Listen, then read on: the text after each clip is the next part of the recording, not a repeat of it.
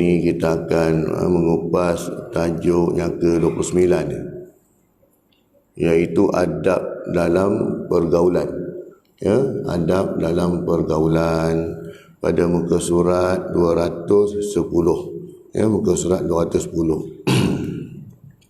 Jadi kita membaca matan hadis ini bersama-sama. Haddatsani Musa bin Ismail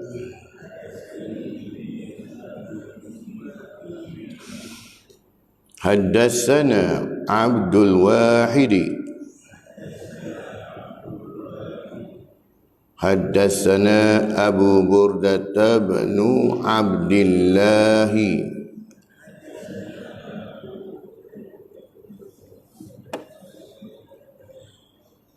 qala sami'tu Aba Burdah bin Abi Musa an abihi radhiyallahu anhu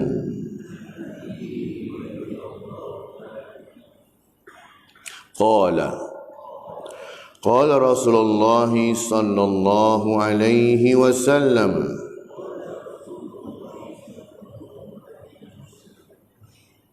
masalul jalisis salihi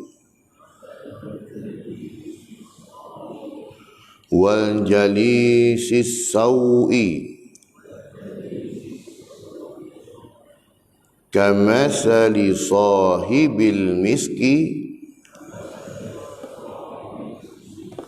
wakiril haddadi la ya'damuka min sahibil miski imma tashtarihi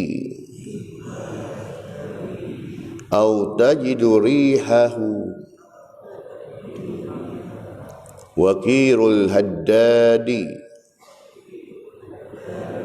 yuhriqu badanaka au saubaka au tajidu minhu rihan khabisatan muttafaqun alaih.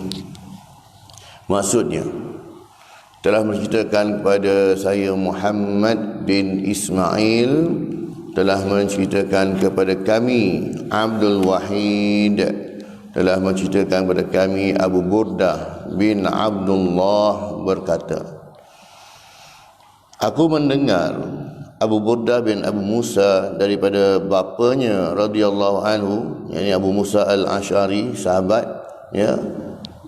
bapaknya ini. Jadi Abu Musa al-Asy'ari ini, bapanya radhiyallahu anhu berkata, Rasulullah sallallahu alaihi wasallam bersabda, perumpamaan orang yang bergaul dengan orang saleh dan orang yang bergaul dengan orang berakhlak buruk seperti penjual minyak wangi dan tukang tempa besi. Pasti kamu akan dapat daripada pedagang minyak wangi sama ada kamu membeli minyak wanginya atau sekadar mendapat bau wangiannya. Sedangkan daripada tukang tempa besi akan membakar badanmu atau pakaianmu, atau kamu akan mendapat bau yang busuk.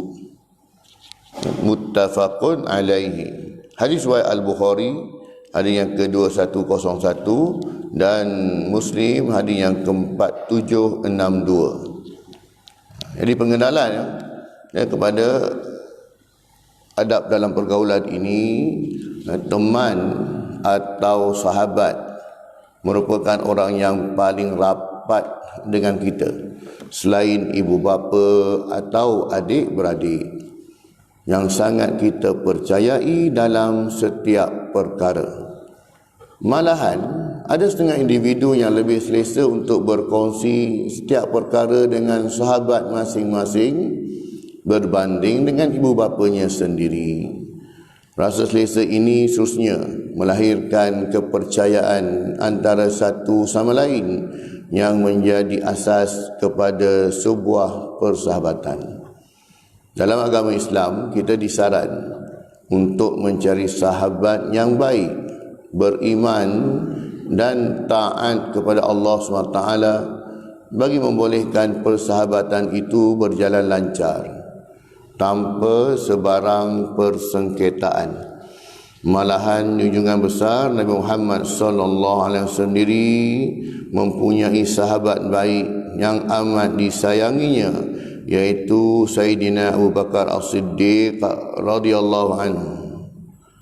Kekukuhan hubungan persahabatan antara Rasulullah SAW dan Sayyidina Abu Bakar As-Siddiq dapat dilihat daripada pelbagai kisah yang membuktikan kesetiaan kedua-duanya.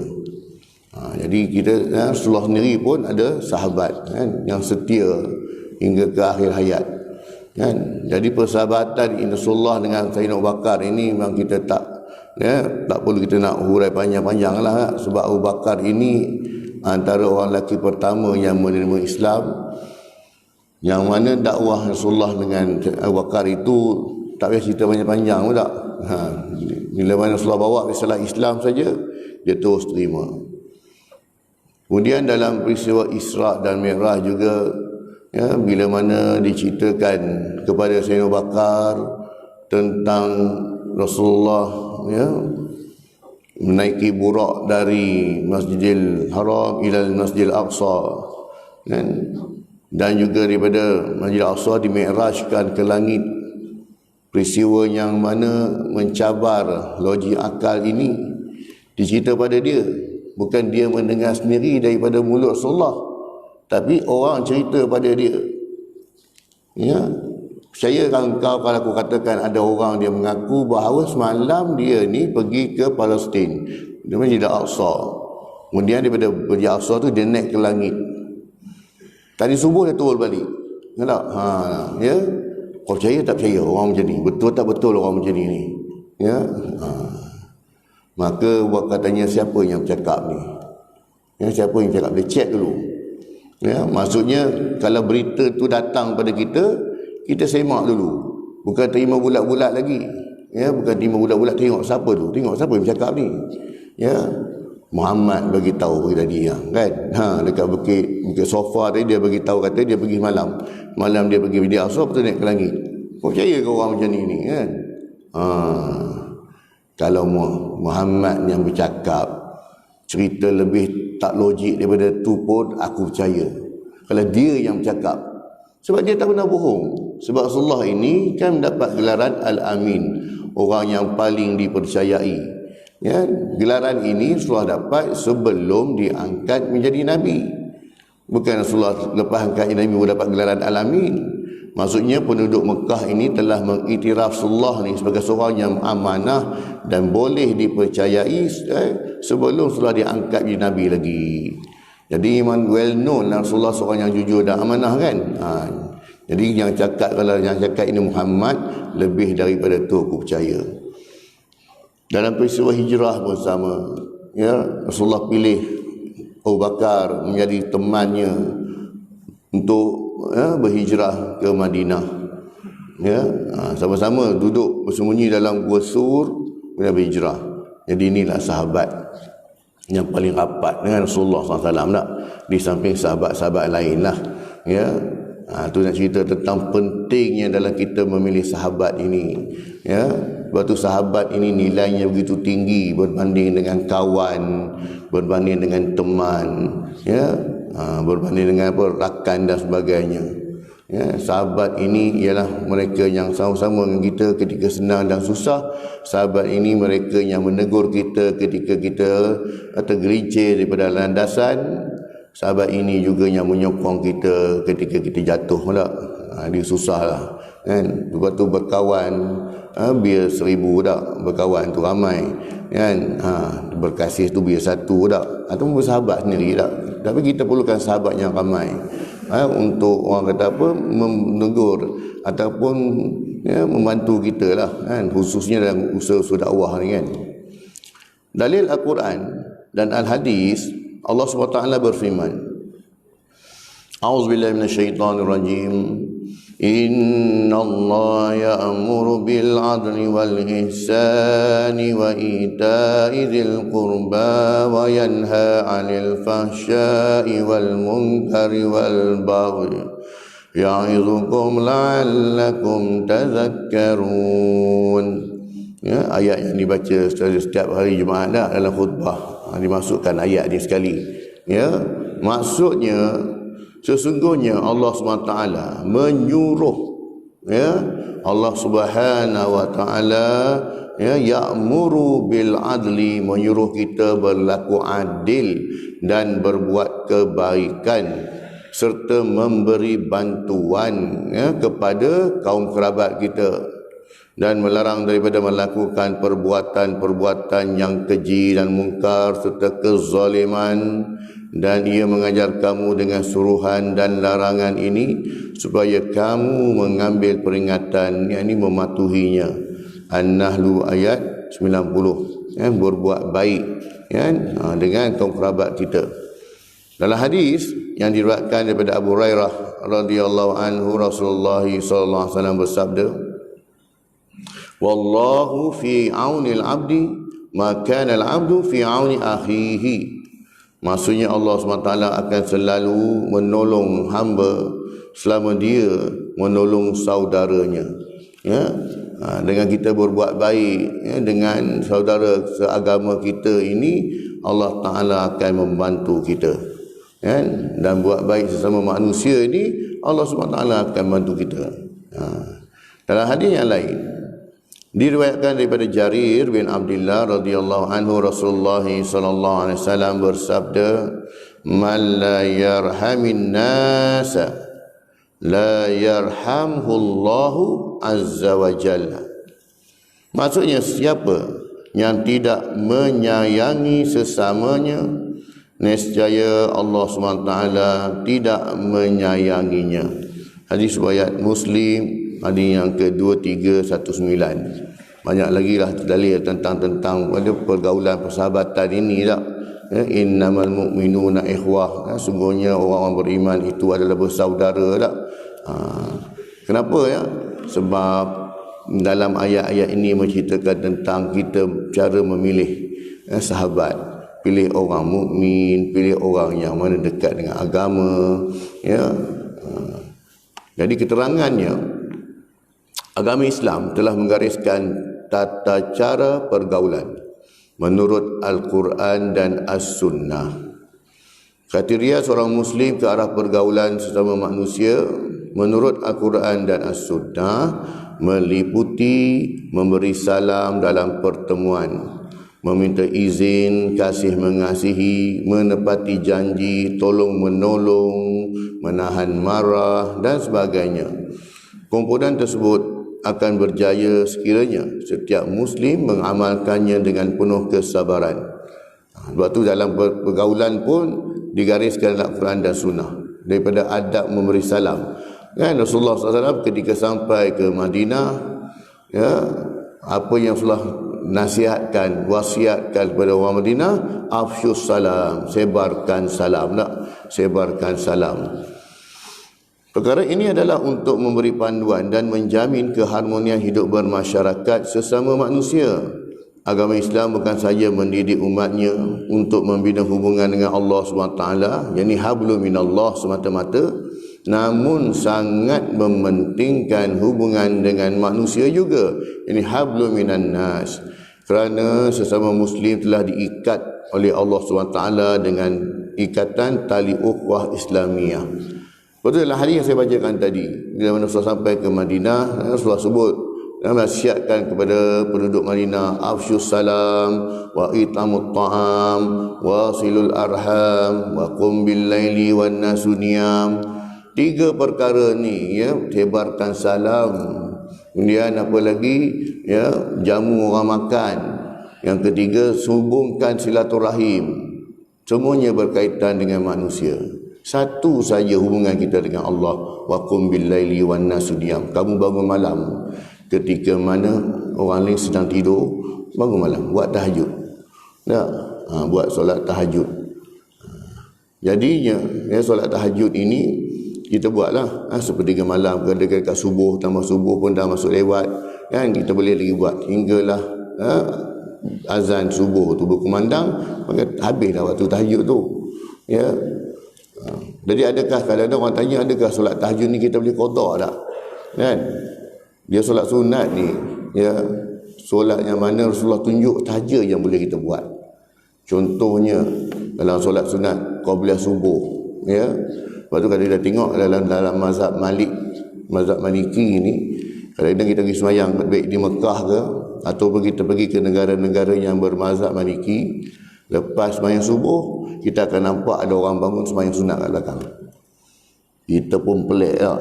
Apa hal dia orang ni? Mana ada lagi solat sunat subuh kan? Mana ada solat sunat ba'diyah subuh? Ni tiba-tiba ada bangun sembahyang pula kat belakang tak? Kita pun pelik tengok. Rupanya dia qada solat sunat qabliyah subuh. Ini khusus bagi mereka yang istiqamah dalam menjaga solat sunat. Memang dia tak tinggal. Hari tu terlambat pula mari masjid, sampai-sampai je bila dah qamat. Kan? Alamak. Sebab solat sunat subuh ini khairun minad dunya wa ma fiha, ada lebih baik pada dunia dan isinya. Jadi mahal tak mahal solat sunat subuh ni tak, maka qada. Rasulullah juga pernah qada solat sunat qabliyah zuhur. Ya, Rasulullah ada ketika Rasulullah buat 4 rakaat. Tak sempat Rasulullah buat ba'diyah ni. Rasulullah juga pernah qada solat sunat qabliyah asar 2 rakaat. Ya, lepas main asar bangun buat 2 rakaat. Orang tengok pelik apa ni? Qada balik. Ada pun solat sunat boleh tak? Tak boleh lah. Sebab yang itu je Rasulullah tunjuk. Ya, yang itu saja. Jadi kalau kita nak kata solat tahajud boleh qada pula lepas subuh boleh tak jadilah. Cuma ada pandangan sebut kalau dalam bab, kalau ada Rasulullah bila mana Rasulullah mungkin tak bangun tahajud, Rasulullah akan buat dalam waktu duha. Buat dalam waktu duha. Jadi kita clear situ. Sebab benda sunat ni ditunjukkan. Sebab tu ada sahabat dia tegur. Dia tegur dalam solat qabliyah subuh lah. Abu Sa'id Al-Khudri dia tegur. Dia tengok ada seorang ni dia solat subuh, Rasulullah buat 2 rakaat. Tapi orang ni buat lebih. Maka dia tegur, dia kata kenapa kau buat lebih? Dia kata, salah ke saya nak buat lebih? Sebab ni sembahyang sunat. Takkan saya sembahyang sunat lebih pun salah kan? Ini bukan solat fardu, ni sembahyang sunat ni. Kan? Memanglah tak salah, tapi engkau telah menyalahi sunnah. Nabi tunjuk buat 2 je, engkau buat tambah lebih besar. Kalau sudah memang suruh buat lebihnya. Kan? Cuma je dalam bab qabliyah zuhur ada buat 4 rakaat kan, ada suruh buat 2 rakaat. Jadi Abu Sa'id Al-Khudri tegur lah kata, kan, mungkin pada kau tak salah, tapi sebenarnya Rasulullah tunjuk 2 je. Jadi kita ikut Rasulullah buat itu kan. Macam tu kan. Ini sahabat kan, mereka ikut sebiji-sebiji seperti mana yang Rasulullah tunjuk tu, ya. Jadi berikut adalah adab-adab dalam pergaulan yang perlu kita amalkan dalam kehidupan. Ya. Yang pertamanya pergaulan dengan ibu bapa. Ya, adab. Sebab hari ini dengan anak-anak dengan ibu bapa ni, ya. Sebab bila kadang-kadang ayah ni, mak ayah dia tak tegur anak-anak dia. Jadi dia pun dengan ibu bapa dia pun dia kurang adabnya itu. Tak? Kadang-kadang anak-anak dia mempertikaikan, kenapa ayah buat boleh, dia buat tak boleh? Kenapa dia boleh tak? Ataupun adab percakapan di hadapan orang lain kan. Sebab itulah Abu Bakar Jabir Al-Jazari di dalam kitab Minhajul Muslimin menyatakan bahawa Islam telah meletakkan asas pergaulan antara anak-anak dengan ibu bapa, iaitu wajib taat dan berbuat baik kepada ibu bapa dan mendengar arahan mereka. Sebab tu Al-Quran pun sebut, ya, berbuat baik. Yang pertama jangan mensyirikkan Allah, yang keduanya taat perintah ibu bapa ni. Selagi mana perintah itu tidak menyalahi, ya, arahan agama ataupun syarak lah, tidak melanggar syarak. Maka sewajarnya mereka sentiasa mentaati arahan ibu bapa sama ada dalam bentuk perintah atau larangan, selagi mana ia tidak melanggar syariat Allah SWT dan tiada unsur-unsur maksiat kepadanya. Contohnya, memberi layanan yang terbaik kepada mereka seperti memberi perlindungan, memberi makan, membiayai kehidupan mereka, memberikan pakaian dan sebagainya.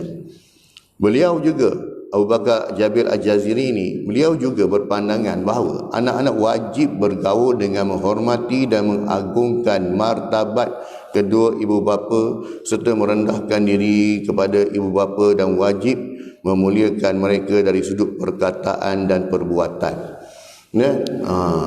Jadinya ibu bapa ni, pangkat ibu bapa ni, dia takkan boleh lawan walaupun anaknya itu seorang raja, walaupun anak dia seorang pembesar sekalipun. Tak. Lalu ada viral dalam TikTok lah kot, yang dia tunjuk yang seorang pegawai polis ni lah, pangkat tinggi lah, ya. Dia dapat anak pangkat tinggi, ayah dia pun polis juga, polis pencen. Tak. Jadi bila dia balik rumah tu, nak jumpa ayah dia lah, ya. Jadi ayah dia berdiri tegak nak tabik hormat dekat dia tak, kan? Dia tepih dengan ayah dia tak, kan? Jangan nak tabik hormat dekat dia tak. Walaupun dia pangkat tinggi, tapi pangkat ayah lagi tinggi, tak payah lawan, ya. Itu juga baru dia tengok yang anak Sultan Brunei kahwin lah, ya, kahwin baru ni kan. Dia punya kereta tu hias emas macam-macam, tengok, ya. Waktu dia kan, dia salam dengan pak mentua dia, pak mentua dia nak cium tangan dia tu, tak bagi. Padahal dia nak raja tu kan. Alhamdulillah, orang yang berilmu lah, dia tahu walaupun dia anak raja dengan bapa mentua je pun, kan. Kita pun belajar tentang bapa mentua kan. Dengan bapa mentua nak cium tangan tak boleh, kan. Sebab walaupun dia ni anak raja, pangkat bapa mentua tetap tinggi, takkan jatuh je. Sebab pangkat ayah dan ibu ni dia mengatasi segalanya, walaupun anak dia seorang raja, seorang siapa pun tak kira lah. Sebab apa? Sebab mana ada anak melahirkan ibu pula, ibu yang melahirkan anak kan. Jadi takkan mungkin boleh lah, takkan lawan lah tu pangkat situ lah. Dia kata tak. Jadi pangkat itu di dunia takkan boleh lawan dengan darjat, ya, ibu dan bapa, walau siapa pun ibu dan bapanya. Dilarang menderhaka seperti membentak dan mesti mendapat keizinan dan keredaan mereka sebelum keluar rumah. Maklumkan tak, ya. Allah SWT berfirman dalam surah Luqman ayat yang ke-15, wa in jahadaka ala an tusyrika bima laysa laka bihi ilmun fala tuti'huma wa sahibhuma fid dunya ma'rufa wattabi' sabila man anaba ilayya summa ilayya marji'ukum fa unabbi'ukum bima kuntum ta'malun. Maksudnya, dan jika keduanya, yakni ibu bapa itu, memaksamu untuk mempersekutukan dengan aku, ini dengan Allah SWT, sesuatu yang tidak ada pengetahuanmu tentang itu, maka janganlah kamu mengikuti keduanya. Ya, kalau mak ayah suruh mensyirikkan Allah, mak ayah suruh melanggar syariat agama, maka jangan ditaati perintah itu. Tetapi walaupun kita menolak arahan itu, tetapi apa kata Allah? Dan pergaulilah keduanya di dunia dengan baik. Maksudnya kita tolak dengan baik dan tegas, ya. Tolak dengan baik dan tegas. Minta maaf ayah, ya. Nak suruh nak pergi beli arak ni bukan benda ni tak. Pesan nak kau nak pergi mana, nak pergi dah, tolong beli arak satu botol tak, ya. Maka tolak dengan baik dan tegas. Minta maaf ayah weh, kan, benda arak ni, ya, benda yang haram kan. Jadinya tolak dengan baik, ya. Jangan kita cakap dengan bahasa kasar, jangan sekali kita menghardik dengan tolak dengan baik. Dan pergaulilah keduanya di dunia dengan baik, dan ikutilah jalan orang yang kembali kepadaku. Jadi orang-orang yang mana mereka ini bila melakukan kesalahan, mereka kembali balik pada Allah. Tak? Tengok contoh orang macam ni. Allah Ta'ala kata tak? Tengok orang yang dulu dia pernah melakukan kesalahan dan akhirnya dia kembali balik pada kau. Orang macam ni kau boleh ikut. Kemudian hanya kepadaku lah kembalimu. maka ku beritakan kepadamu apa yang telah kamu kerjakan. Sebab setiap apa yang kita buat ini, kita akan dimaklumkan, akan tunjukkan balik amalan-amalan kita ini di akhirat esok. Ya, ini yang pertama. Pergaulan dengan ibu bapa ni ialah tetap bergaul dengan baik walaupun ibu bapa itu bukan Islam ataupun ibu bapa itu menyuruh buat lakukan maksiat, tolak dengan baik dan juga tegas. Yang keduanya, ya, kata Abu Bakar Jabir Al-Jazari tadi ni, pergaulan dengan adik-beradik. Ya, beliau juga menyatakan bahawa pergaulan seorang Muslim itu dengan adik-beradik adalah seperti hubungan dengan ibu bapa. Sama ada mengenai hak dan kewajipan dan sopan santun. Sama ada adik-beradik itu mukmin atau kafir, wajib baginya untuk menghubungkan tali silaturahim, berbuat kebajikan, beradab serta melaksanakan hak-hak dengan menghormati yang tua dan mengasihi yang muda, menziarahi yang sakit dan menolong yang ditimpa musibah. Ini dalam hadis riwayat Abu Dawud. Perkara ini adalah disebutkan dalam maksud sebuah hadis yang diriwayatkan oleh Kulayb bin Manfa'ah daripada datuknya bahawasanya dia pernah datang kepada Nabi SAW dan berkata, "Wahai Rasulullah, siapa yang paling berhak aku perlakukan dengan baik?" Baginda Nabi SAW menjawab, "Ibumu, kemudian bapamu, kemudian saudara perempuanmu, kemudian saudara lelakimu dan ahli keluargamu yang wajib untuk engkau sambung silaturahimnya." Jadi riwayat Abu Daud hadis yang ke-474, hari ini bersatu hadis dhaif. Ya, dalam hadis sahih disebut dalam riwayat lain Rasulullah ulang 3 kali, ya, buat baik pada ibumu, tak? 3 kali Rasulullah sebut. Yang keempat baru bapamu. Ya, walaupun hadis ini bersatu hadis dhaif, tapi bila mana diletak yang diriwayatkan itu ialah dalam imam hadis, maka mereka penarafannya itu tidaklah sama dengan hadis-hadis yang mana bertaraf maudhu', hadis palsu. Ya, cuma ada sedikit kecacatan dari segi sanad ataupun matan sahaja. Tapi bila mana yang diriwayatkan itu ulama-ulama hadis dalam masalah lah, sebab mereka tak mengambil hadis-hadis yang dhaif berat. Hadis dhaif berat ini dia juga dikenali sebagai hadis maudhu'. Ya, hadis maudhu' memang tolak tadi pakai ya. Menurut Abdullah Nasir Ulwan dalam kitabnya, dalam bahasa Arab dia panggil nama kitab ni Tarbiyatul Aulad, kan, pendidikan anak-anak menurut pandangan Islam. Ya, kitab ini satu kitab yang bagus jugalah, kan, untuk kita baca. Ya, Abdullah Nasir Ulwan ini, ya, tentang pendidikan anak-anak. Ya, dia membicarakan tentang adik-beradik, ya, membicarakan tentang adik-beradik adalah golongan yang memberi suatu pertolongan dan menerima daripada mereka dengan bercampur dan berhubungan dengan mereka. Contohnya, adik-beradik yang lebih tua menjadi ikutan serta teladan, sama ada akhlak yang baik atau buruk bagi yang lebih muda, mengikut apa yang berlaku terhadap semua kanak-kanak seperti dalam aktiviti sosial, berakhlak mulia, memilih pasangan, akademik dan lain-lain. Anak sulung lah. Anak sulung ni dia dicontoh pada adik di bawahan. Baik dari segi pergaulannya, kan, hingga kan dalam bab perkahwinan milih pasangan dia tengok, kan, abang long tu kahwin dengan siapa orang macam mana tak. Jadi contoh, ya. Dari sanya mak ayah ni dia akan menjadikan anak sulung ni sebagai contoh pada adik-adik lah. Sebab tu bila mana anak sulung ni bila dia buat salah ni, dia punya kena marah lain macam berbanding dengan adik-adik lain. Tak? Sebab tu ulama dia buat perumpamaan antara orang alim, ulama dengan masyarakat. Orang alim ni dia ibarat anak sulung, kan, ibarat anak sulung. Masyarakat ni ibarat adik-adik. Jadi ni bila mana anak sulung ni, ya, terutamanya contoh yang baik lah pada adik-adik, sebab adik-adik kan, sebab adik-adik akan ikut contoh, kan. Keduanya, kalau adik-adik buat salah, kan, bukan adik tu kena marah, yang kena marah anak sulung.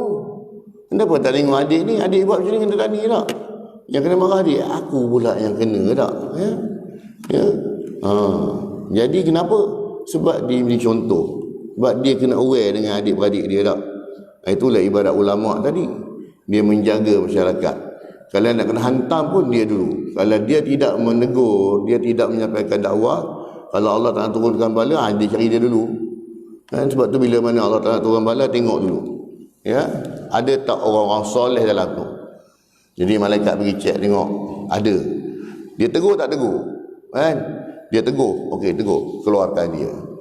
Kan macam kaum Nabi soleh tak? Sebelum Allah Ta'ala turunkan bala ke atas kaum Nabi soleh ini, Allah Ta'ala perintahkan keluar dulu. Kan? Pengikut Nabi soleh, ya, yang mana ni semua keluar. Dah keluar baru Allah Ta'ala turunkan bala.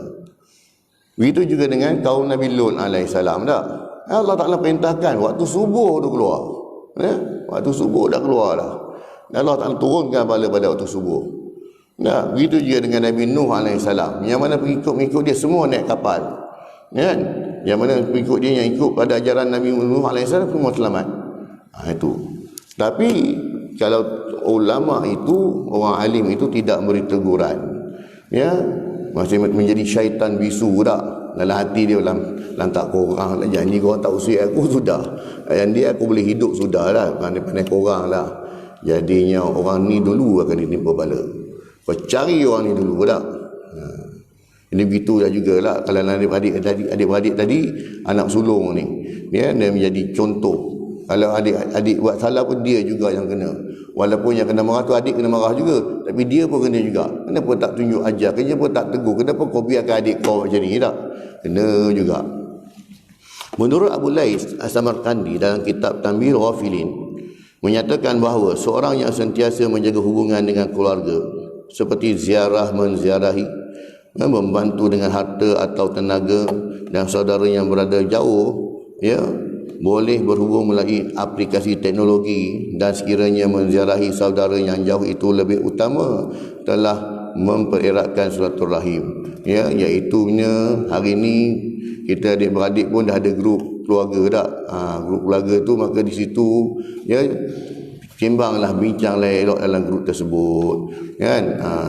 Jangan buat cari isu-isu panas masuk dalam grup tak? Sama je, semua grup pun sama tak? Baik grup masjid pun sama. Kan? Macam grup masjid ni tujuan dia kita buat grup masjid sebab nak maklumkan kuliah ada ke tak ada kematian minggu ni, siapa yang buat kenduri tak? Jadi itu kita nak maklumkan tak? Kalau kita nak buat grup jual-jual barang, buatlah grup tepi. Carilah geng-geng tu pula nak jual apa, nak berniaga apa semua kan. Ya. Yang ketiganya, pergaulan dengan guru. Ya.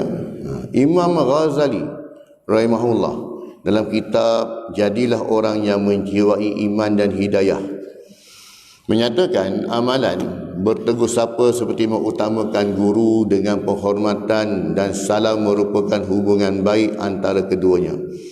Seorang murid itu, ni kata Imam Ghazali tak, seorang murid itu mestilah terlebih dahulu menyapa guru ketika bertemu, terutamanya jika sudah lama tidak berjumpa dengan guru. Ya, murid juga haruslah tidak bercakap terlalu banyak di hadapan guru dan mengikut arahan dan pergaulan dengan guru. Ya, ini ketika belajar tak. Sama juga jangan banyak cakap, kita pun sama kalau kita cikgu pun tak. Anak-anak bercakap pun dia marah kan. Sebab apa? Dia tak fokus. Itu kadang-kadang salah maklumat. Lain yang dicakap, lain yang dia faham. Murid yang mengikut arahan guru memperoleh kejayaan dalam peperiksaan dan kehidupan. Murid haruslah bercakap apabila ditanya oleh guru dan tidak bertanya sebelum diizinkan terlebih dahulu. Malahan murid digalakkan mendengar kata guru dan tidak membantah guru dengan berkata, fulan menyatakan pendapat yang berbeza dengan apa yang kamu katakan. Kadang-kadang setengah orang dia suka macam tu, dia cari, terutama dalam bab-bab fiqah, dalam bab apa tak. Dia tanya ustaz ni, ustaz boleh tak macam ni? Ustaz dia kata boleh. Tapi saya tanya ustaz tu kata tak boleh. Dah. Ya. Tapi dalam hukum fiqah memang ada. Dan kadang-kadang tengok latar belakang ustaz ni juga. Kadang-kadang dia background dia usuluddin, kadang background dia fiqah. Kan? Tengok dia punya meja dia apa tak. Jadi kadang-kadang pandangan itu mungkin dia pandangan ni, ada pandangan ni tak. Tapi kalau dulu sistem dahulu memang guru banyak bercakap. Tapi sistem hari ni nak budak pula banyak bercakap. Kan? Cikgu tu kan tengok bimbing-bimbing ya kan.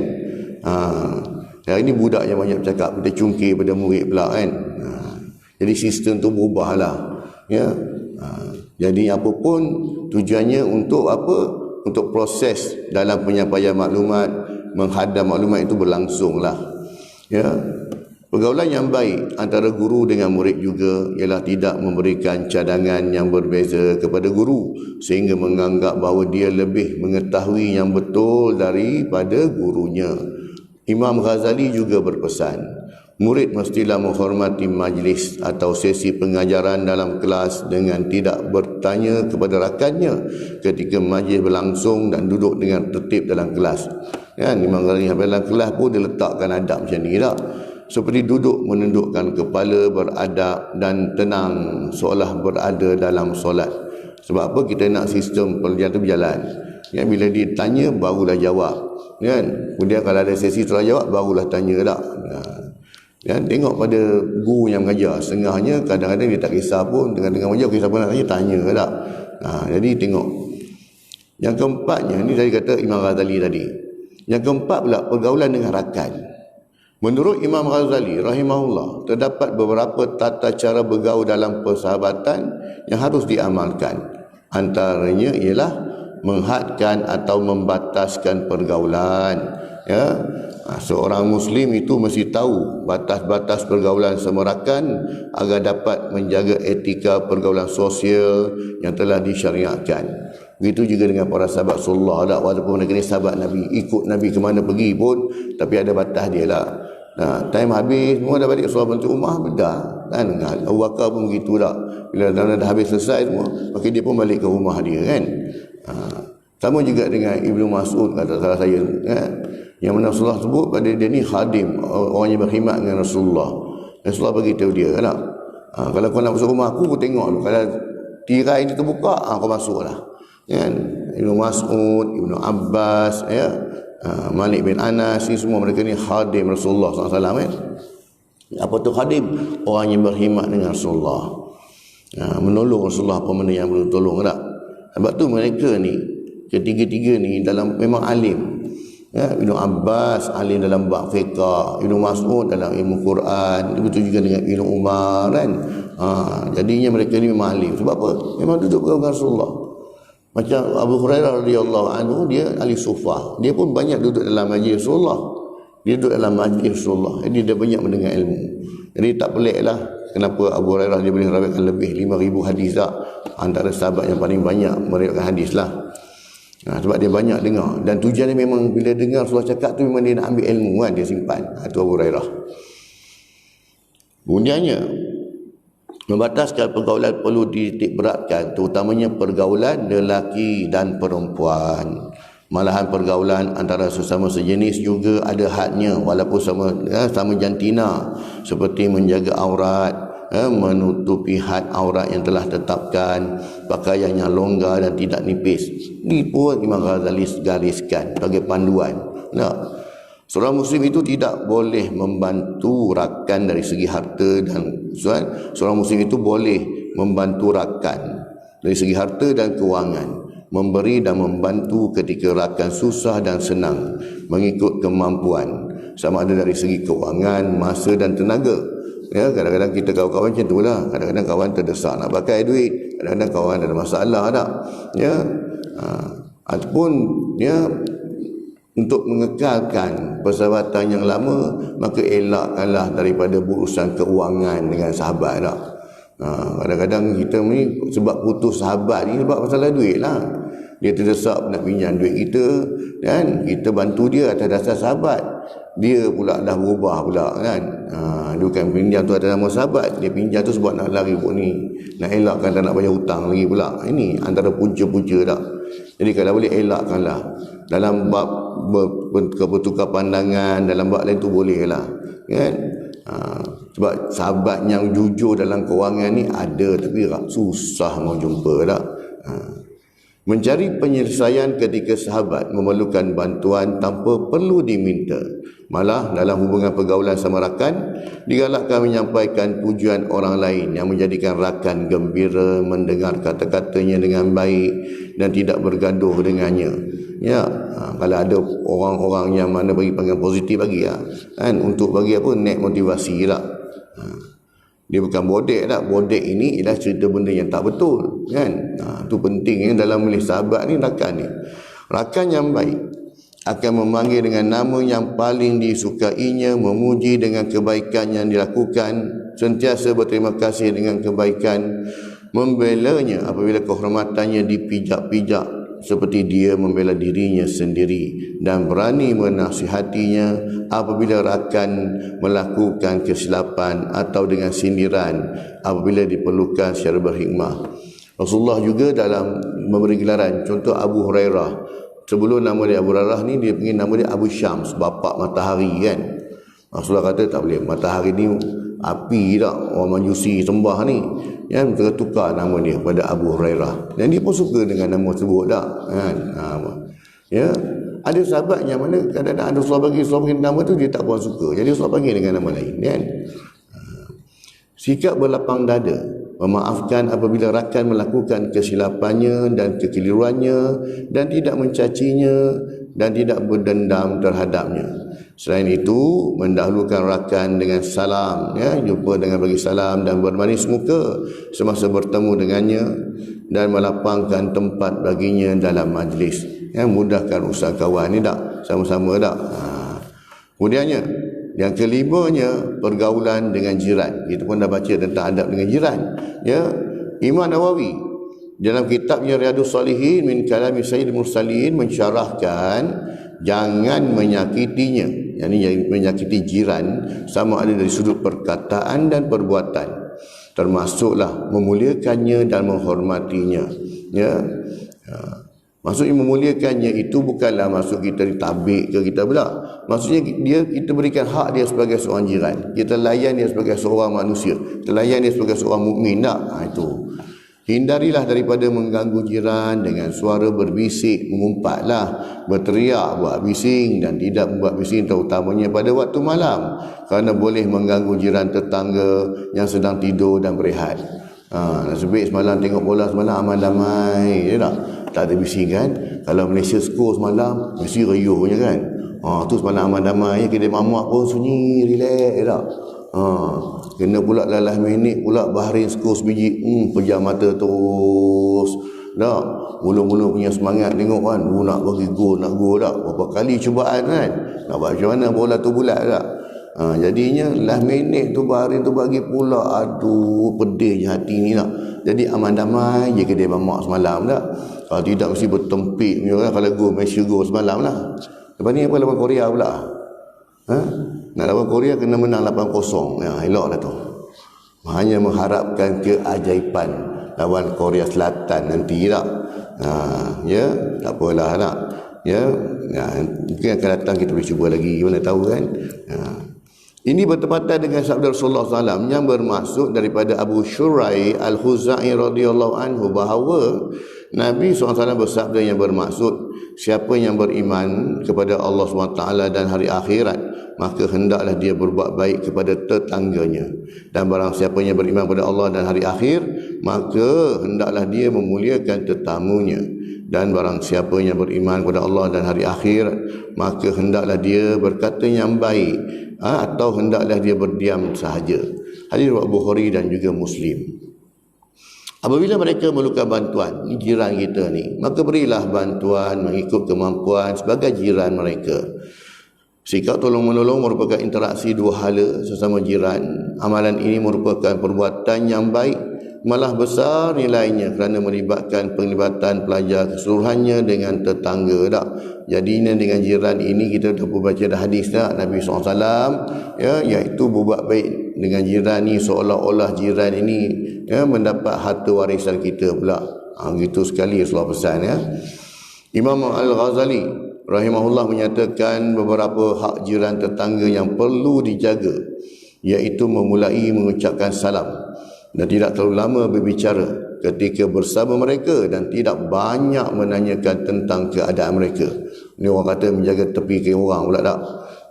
Lebih pula tak dapat tanya kan. Menjenguknya ketika mereka sakit, malah menenangkannya ketika dia ditimpa musibah, dan menemaninya ketika sedih, atau menyenangkan serta menemani ketika mereka bahagia, serta disarankan memaafkan kesalahannya dan tidak menampakkan cacat dan aibnya. Maksudnya kita tak ceritakan aib dan juga kekurangan jiran kita. Sebab bila kita duduk jiran ni, memang kita dengar lah dia bergaduh dengan orang rumah ke, dia marah ke apa semua tak. Jadinya kena pula orang dulu pula jiran rumah papan ni kan, tu orang sebelah. Kemudiannya yang keenam, pergaulan dengan masyarakat. Abu Bakar Jabir Al-Jazairi dalam kitabnya Minhajul Muslimin, Pedoman Hidup Muslim, telah menyenaraikan antara adab pergaulan yang boleh diamalkan dengan masyarakat ialah apabila berjumpa sesama manusia ni lah, haruslah memberi salam yang muslim dan mengucapkan sejahtera kepada yang bukan muslim. Selamat pagi, good morning, apa semua tak. Ketika bertemu, sebelum berbicara dengannya, lalu berjabat tangan dan diberi salam, menjawab dengan salam itu. Kita bagi salam, dia jawab salam. Ini orang mukmin lah. Adapun dengan orang bukan Islam, maka good morning tak, dan sebagainya lah. Allah SWT berfirman, wa idza huyitum bi tahiyyatin fahayyu bi ahsana minha aw rudduha innallaha kana ala kulli syai'in hasiba. Apabila kamu diberi penghormatan dengan suatu penghormatan, maka balaslah penghormatan itu dengan yang lebih baik daripadanya, atau balaslah penghormatan itu dengan yang serupa. Sesungguhnya Allah memperhitungkan segala sesuatu. Surah An-Nisa ayat 86. Betul, ada antara adab jawab salam kan. Bila mana orang bagi salam pada kita, Assalamualaikum, kita jawab Waalaikumsalam warahmatullahi. Ataupun kita nak jawab Waalaikumsalam pun boleh. Tapi dalam hadis, dalam ayat ni Allah Ta'ala bagi tahu, berfirman bagi yang lebih baik. Dia Assalamualaikum, kita Waalaikumsalam warahmatullahi. Dia bagi salam Assalamualaikum warahmatullahi, kita pun jawab Waalaikumsalam warahmatullahi wabarakatuh.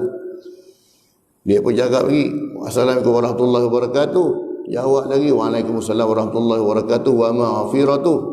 Dia pun bagi lagi Assalamualaikum warahmatullahi wabarakatuh wa maghfiratuh. Itu je lah, dekat tu je lah. Kalau tidak, jadi macam cerita Piramli lah, tak habis dah.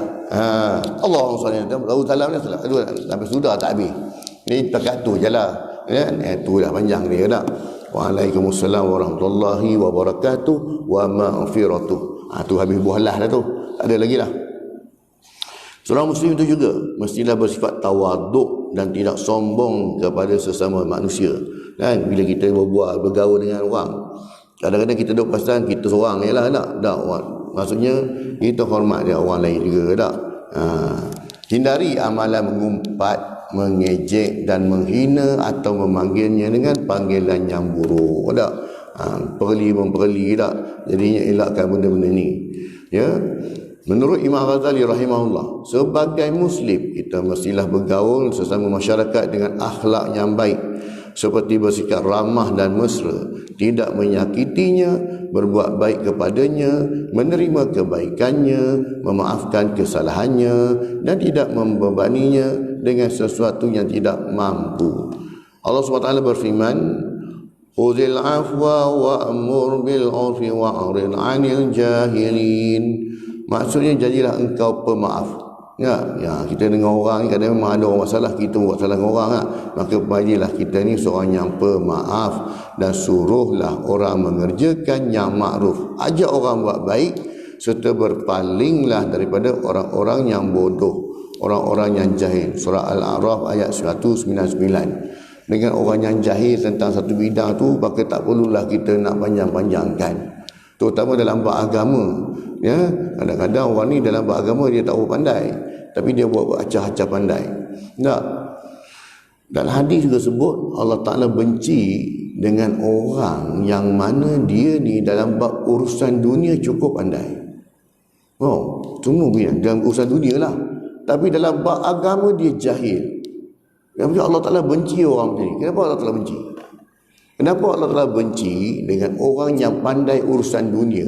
Bab-bab ni sebut je, semua dia tahu. Tapi dalam bab agama dia jahil. Kenapa Allah Ta'ala benci? Sebab engkau dalam bab agama, dalam bab urusan dunia, kau sanggup berhabis duit. Sama belajar buat degree, buat master, PhD dalam bidang tertentu, tak? Boleh pula. Dalam bab agama tak boleh langsung nak bagi masa. Mari dengar kuliah tak ada telinga je pun, bukan buat apa pun. Kalau rajin masuk rezeki duit dalam tabung kan, benda free je, tak ada apa. Itu pun kau tak boleh buat. Tapi dalam bab urusan dunia kau sanggup berhabis duit. kan, buat kajian ni, habis duit pergi ke negara ni, nak tengokkan ni. Cukup dia lah, sanggup dia berkorban untuk urusan dunia, tapi unsur agama dia tak nak berkorban pun. Maka ni dia Allah Ta'ala benci orang macam ni. Kadang-kadang mengaji dah tinggi-tinggi, ambil wuduk pun tak settle lagi, kan. Pangkat tinggi menggunung tak, tapi ambil wuduk pun tak settle lagi. Waktu tangan pun tak habis sampai siku lagi, sampai sini je. Tu pun celup macam ni ya. Tak? Dalam bab itu pun tak settle. Tapi dia kata, siapa ini yang apa main? Ini pakar besar ni. Kereta menjala dia ni. Jangan main-main nanti. Tapi dalam bab agama.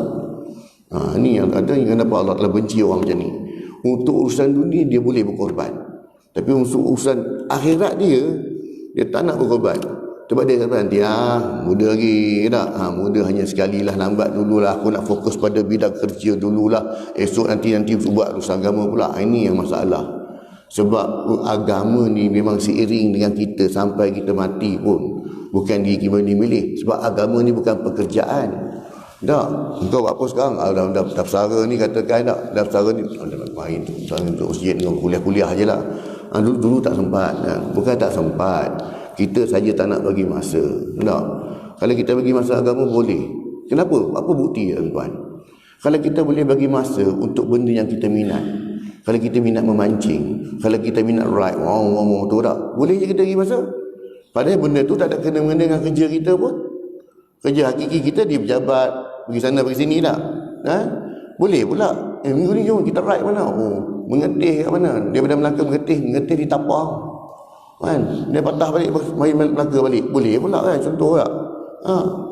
Itu yang kata tadi, orang bila dia kata urusan agama tak sempat kan? Bohong. Sebab untuk hobi kau boleh. Untuk minat kau boleh buat. Sanggup ambil cuti beberapa hari bagaimana ni? Mancing kat Terengganu, mencandak sotong, contoh kata tak? Boleh pula. Jadi kalau orang tu dia kata untuk agama dalam sedar, kan? Maksudnya untuk nafsu kau boleh. Pandai dia pula, daripada 24 jam dia boleh agih pula masa. Tapi untuk agama dia tak boleh nak agih masa. Inilah kenapa Allah Ta'ala benci. Ya, dengan orang yang dalam ilmu dunia dia pandai, ilmu akhirat dia jahil. Ini sebabnya. Kan? Pengajaran hadis ini, Rasulullah SAW menyarankan agar umatnya bertindak bijak dalam memilih rakan. Itu saya kata tadi. Kalau kita pilih rakan yang mana lebih kepada hobi kita saja, memang kita akan jumpa kan orang yang seratis jiwa dengan kita. Tak? Contoh kalau kelab kereta pun tak. Kelab kereta Myvi tak? Ada je geng-geng dia tak? Kelab kereta tak ada masalah tuan. Tapi bila kita join mana-mana kelab pun ada pengisian dalam tu tak? Ada pengisian dalam tu. Tak kisah apa pun tak? Yang penting ada pengisian. Time kita ride sampai masjid, pergi solat berjamaah di masjid tak? Ya. Satu benda yang menarik, yang mana yang selebriti apa Ali Sattar buat, yang solat subuh berjemaah. Tak, dia bukan ustaz pun tak. Dia orang biasa, artis kan. Tapi dia buat kempen solat subuh seperti solat Jumaat.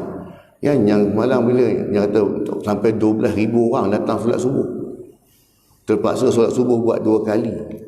Kan? Punya ramai orang datang. Dia bukan ustaz, bukan alim pun, kitab pun tak ada. Orang biasa. Maksudnya untuk menyumbang kepada agama tuan-tuan, bukan kita kata ustaz je. Ustaz menyampaikan. Kita sendiri boleh, apa saja bidang kita ada, kita boleh salurkan untuk agama kan. Dia boleh gunakan pengaruh dia untuk ajak orang solat subuh berjemaah tak? Apa besar pahala dia dapat? Banyak dia dapat. Kan? Kempen solat subuh berjemaah tak? Seperti solat Jumaat. Kan? Mari penuh masjid melimpah kan? Tapi 2 kali solat subuh nak buat. Kan? Satu benda yang baiklah. Tak apalah kita kata bermusim pun. Yang penting benda tu satu permulaan yang baik. Orang yang tak pernah mari solat subuh pun pernah mari subuh tak? Kan? Jadinya Rasulullah menyarankan agar umatnya bertindak bijak dalam memilih rakan, kerana dengannya mereka dapat memiliki pengaruh besar dalam pembentukan pemikiran dan perasaan. Selain itu, Nabi SAW juga berpesan, apabila seorang ingin berjaya, maka bergaullah dengan orang yang berkualiti dari segi akhlak dan sahsiahnya. Sebab tu kenapa sahabat-sahabat ni tengok. Kenapa kita tengok sahabat-sahabat Nabi ni, seorang yang walaupun latar belakangnya berbeza-beza, tetapi mereka ini punya satu kefahaman yang baik tentang agama. Mereka ini membantu dakwah Nabi SAW tak? Sebab mereka ni sendiri orang yang memang berkualiti kan. Orang yang betul-betul cari kebaikan. Ibn Hajar Al-Asqalani mengatakan bahawa hadis ini menunjukkan larangan bergaul dengan orang-orang yang dapat merosakkan dan menjauhkan kita daripada agama maupun dalam urusan dunia. Cari kawan yang baik walaupun urusan dunia pun, ya, tengok orang yang baik. Hadis ini juga menunjukkan dorongan agar bergaul dengan orang-orang yang dapat memberikan manfaat dalam perkara agama dan dunia. Imam Al-Ghazali rahimahullah mengatakan bahawa berteman dan bergaul dengan orang-orang yang kedekut akan mengakibatkan kita terpalit dengan sifat kedekutnya. Orang yang berkira-kira tak, kita pun terpengaruh sekali. Sedangkan berteman dengan orang yang zuhud membuatkan kita ikut zuhud dalam masalah dunia. Kerana memang pada kebiasaannya seseorang itu akan mencontohi teman rapatnya. Lepas tu anak-anak kita pun kita tengok dengan siapa dia berkawan. Kan? Kalau tengok kita berkawan dengan kawan yang tak apa nak kenal, kita tegur terus. Tak, tegur terus. Tegur tu jangan kita tak abah tak suka kawan dengan dia. Bagilah sebab. Kenapa tak suka berkawan? Sebab apa? Macam ni tak. Sepatutnya macam ni. Kan? Terangkan sebab sekali. Sebab kalau anak-anak ni bila kita larang tapi tak bagi tahu kenapa. Nah, ini dia akan memberontak. Kenapa tak ada kawan pula? Kan? Kenapa tak boleh macam ni? Kenapa tak boleh? Nyatakan sebab. Kenapa tak boleh buat? Kenapa tak boleh buat? Ni. Dalam milih kawan khususnya kan. Kalau kita tak kenal, kita tegur. Ataupun kita beritahu kawan dia. Bang beritahu pada ni ya. Datang rumah jumpa orang tua, salam. Ya. Cium tangan ke. Ya. Dan khabar itu. Adab dia tak. Bagi tegurkan kalau benda tak kenal. Supaya dia sampaikan. Begitu juga mak ayah berkawan dengan kawan anak-anaknya. Bila mak ayah berkawan dengan kawan anak-anak dia nak buat salah pun dia fikir dua kali. Sekarang aku buat sekarang, kalau aku report kat ayah aku. Ayah kawan kancing kan, baik pula kan. Datang rumah boleh ni nak. Jadi dia pun risau. Dia nak buat benda pelik-pelik pun dia risau. Kita pun dapat bagi nasihat pada kawan dia. Nak kau tengoklah anak pakcik ni, kalau tak betul kau bagi tahu pakcik kan. Tegurlah dia macam ni tak. Tegur tak. Jadi bila macam tu saling, ada orang kata apa, yang anak tu dia akan kawan anak dia akan hormat pada kita sebab kita boleh kawan dengan dia tak. Dalam masa sama dia juga ambil berat tentang anak kita kan. Tu contoh lah tak. Nak didik anak-anak sebab hari ni kalau kita nak didik direct, anak-anak kita kadang di luar kan dengan kawan-kawan dia. Jadi tengoklah pada siapa dia kawan. Kena kawan yang baik, alhamdulillah. Dapat kawan tak baik ini, ya Allah, bening kan, susah. Hadis ini juga menyatakan bahawa teman itu ada dua golongan. Yang pertamanya, teman yang soleh. Jadi Rasulullah ibaratkan orang yang baik ini, teman yang baik, dia laksana pembawa minyak wangi yang menyebarkan aroma yang harum dan mewangi. Kita tak jual pun minyak wangi, kita kawan je dengan penjual minyak wangi. Kita dapat tumpang bau minyak wanginya itu. Kena pula kalau stok baru sampai kan, mat kau nak tengok mat ni baru sampai, kau rasa ambil dulu. Wah, kita pakai tak perlu kat badan tak, beli tidak kan. Kadang-kadang dia bagi free tak kawan kan. Ini contoh kawan yang baik tak. Ibarat kawan dengan penjual minyak wangi, kita tak jual minyak wangi tapi kita tumpang dia minyak wangian.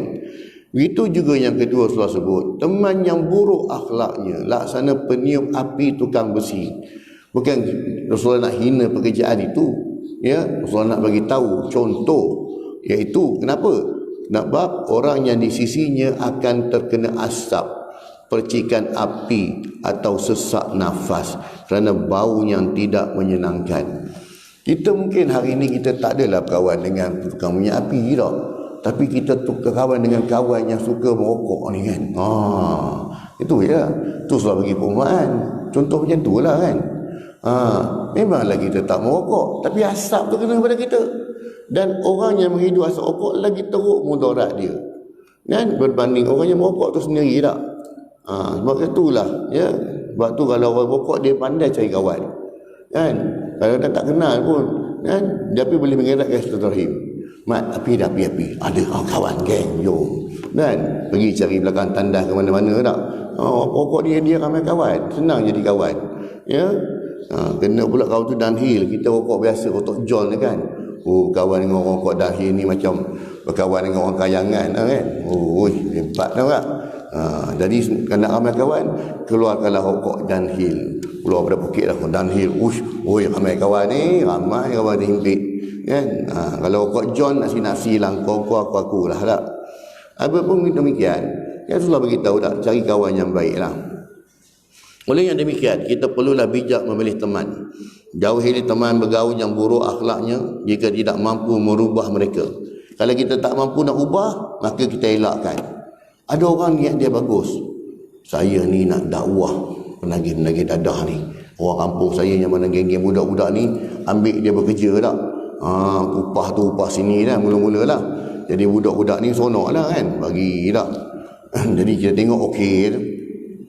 Mari lama-lama dia pula pengaruh kita pula. Lala kita kali join dengan dia duduk sekali kan. Ni tak kena lah. Sebab tu nak berkawan dengan orang yang buruk akhlak ini, kalau kita tak betul-betul kuat, makanya kita akan join sekali. Tapi biasanya demikianlah. Ya, demikianlah kita berkawan nak dakwah. Ya, orang yang main judi kaki nombor semua tak. Ya, ajak mai kempen masjid semua, alhamdulillah orang ikut. Lama-lama pula kan, dia pula tarik kita kan. Kalau one to one mungkin boleh, tapi kalau kita kawan dengan 2-3 orang ni kan, contoh dalam tempat kerja kita tak, ini geng-geng toki nombor ataupun geng-geng plastik hitam, tak lama lagi nak masuk Ramadan kan. Jadi geng-geng plastik hitam ni akan muncul. Tengah cari nama sekarang, siapa nak join kumpulan kami geng plastik hitam. Dia tak ada banyak, 5 orang ya. Sebab Isnin, Selasa, Rabu, Khamis, Jumaat ikut jadual. Hari ni kau, esok dia tak. Ya, geng-geng plastik hitam ni. Jadi kita kalau kita kawan orang macam ni, dan mula-mula mungkin boleh, tapi bila mana 2-3 kali baru kari mamak ni, pukul 12 tengah hari ni agak mencabar jugalah kan. Lalas kali kita pun terjoin sekali tak. Jadi itu dan berhati-hati tak. Kalau kita betul-betul tak strong tak ni, makanya elakkanlah dulu tak. Ataupun kita cari kawan kita yang mana sama kuat yang kita boleh sama-sama ya. Carilah teman yang boleh membantu kita dekat kepada agama untuk mencapai keredaan Allah SWT. Teman yang baik akan membimbing kita dan memberi nasihat dan petunjuk ke arah perkara yang baik. Kesimpulannya tuan, yang pertama, dalam menjalani kehidupan ini, jangan tersilap memilih teman, kerana teman itu mampu mempengaruhi kita sama ada untuk menuju ke jalan yang lurus atau jalan yang penuh kesesatan. Kita jangan kita kata, alah bila teman ni hadir ni untuk budak-budak je. Tak jadi tuan, tak semestinya. Semua orang terlibat tuan tak. Ya. Kadang-kadang contoh mana kita kata dia ni baru pencen, baru bersara tak, nak mencari agama. Ya, terjumpa dengan satu orang. Saya ni dulu waktu kerja tak sempat nak sembahyang. Puasa pun kadang-kadang tak ni no, tak boleh ni. Kalau jumpa orang yang betul, alhamdulillah tak. Tak apa, tak ada masalah. Kau datang je kuliah kat masjid, ada ustaz yang ngajar, ustaz ngajar, nanti kau situ kau faham macam ni tak. Tapi kalau jumpa orang salah macam mana? Engkau juga sembahyang, tak puasa, tak ada masalah. Kau ikut aku bawa kau jumpa dengan seorang tok guru ni. Tahu? Dia ni, special dia ni, dia boleh tahu kau punya dosa-dosa, dia boleh hapuskan dosa-dosa kau. Tak? Wah, kita dengar macam ni memang aneh lah. Dan kau jangan risau. Tok guru kita ni, dia ada kasyaf. Dia dengan Tuhan, dia boleh direct terus. Dia boleh tahu, kau ni boleh masuk syurga tak. Dia, kalau kau ni ahli neraka, dia boleh ubah kau jadi ahli syurga. Woi, tu cakap tadi, orang ni jahilin. Jauhkan pada orang jahil kan. Kita yang anak asas agama tak kuat ni, memang sebab tu kenapa ada ajaran sesat tuan.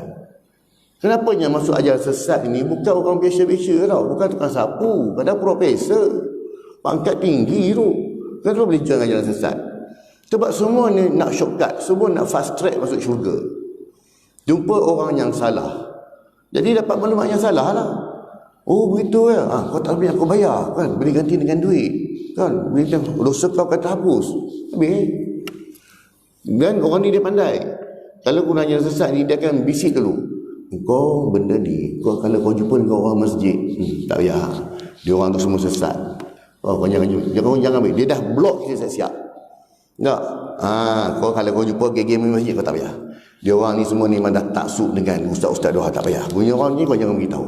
Ini kumpulan kita ni, bukan semua orang boleh masuk. Ini antara mulanya sesat. Pertama, dia block dulu, jangan jumpa orang baik-baik. Dia block dulu hanya kumpulan kita yang terbaik. Dia block dulu kenapa tok guru kita special.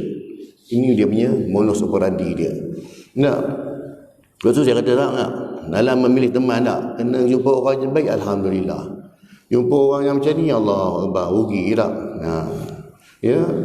Berarti kita tak pelik kenapa dalam ajaran Ayah Pin, ustaz pun ada dalam, ustazah pun ada. Cuba kita fikir logik.